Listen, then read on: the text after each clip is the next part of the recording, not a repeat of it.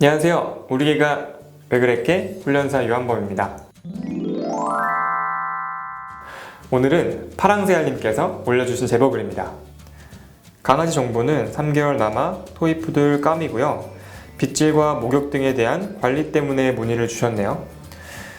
동물병원을 다녀오고 나서 귀를 만지거나 얼굴에 손을 대는 것에 대해서 예민하게 군다고 합니다.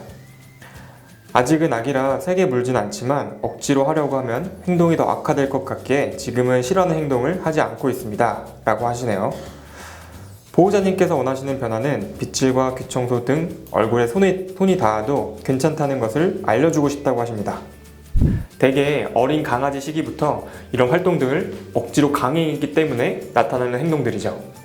따라서 반려견과 함께 살아감에 있어 꼭 필요한 이런 활동 등을 반려견이 싫어하는 것이 아니라 좋아하게끔 인식을 바꿔주는 것이 가장 중요합니다. 그 방법은 보통 빗질을 할 때 반려견이 빗을 물거나 손을 물었을 때 꼭 필요한 활동이기 때문에 그냥 억지로 강행하시게 되는데요.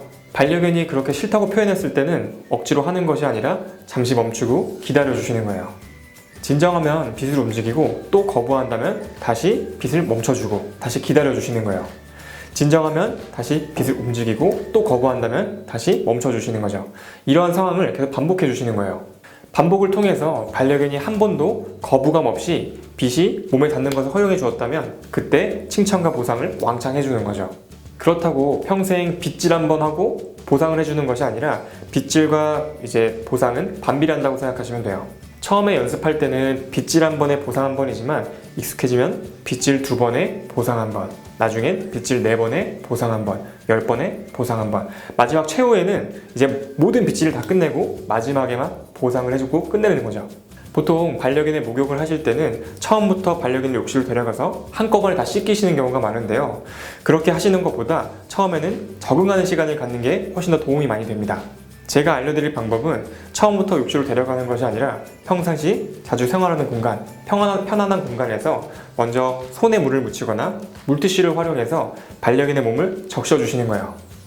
반려견의 몸을 적시고 칭찬과 보상, 이 과정을 통해서 반려견에게 물이 몸에 닿는 것에 대한 거부감을 먼저 없애주는 거죠.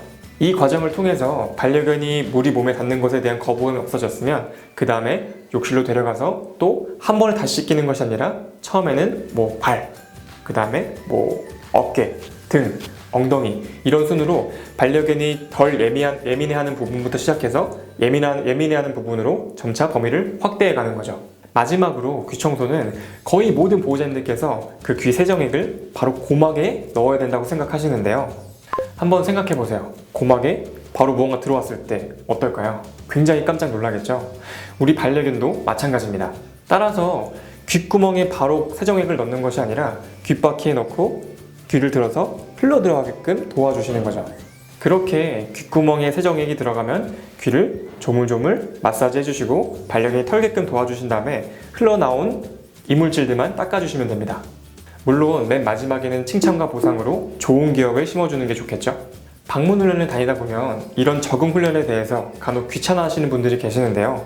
요즘 반려견의 평균 수명이 15년인 것을 감안했을 때 짧게는 몇 년, 길게는 10여 년 동안 스트레스를 받는 것보다 조금 귀찮고 시간이 걸리더라도 이런 적응 훈련을 해주신다면 남은 반려견과의 생활이 조금 더 편안해지겠죠.